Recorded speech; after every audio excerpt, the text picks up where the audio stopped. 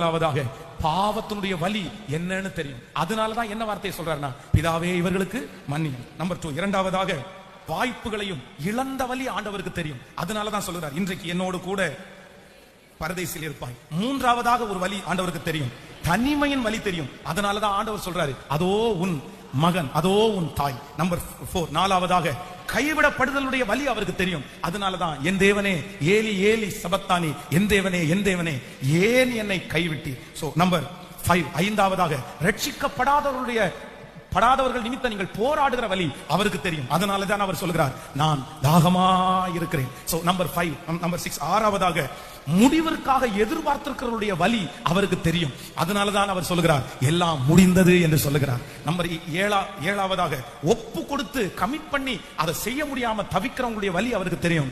அதனாலதான் தன்னுடைய வாழ்க்கையே ஒப்பு கொடுத்துட்டேன், இனி ஜெயம் என்று கர்த்தர் சொல்லுகிறார்.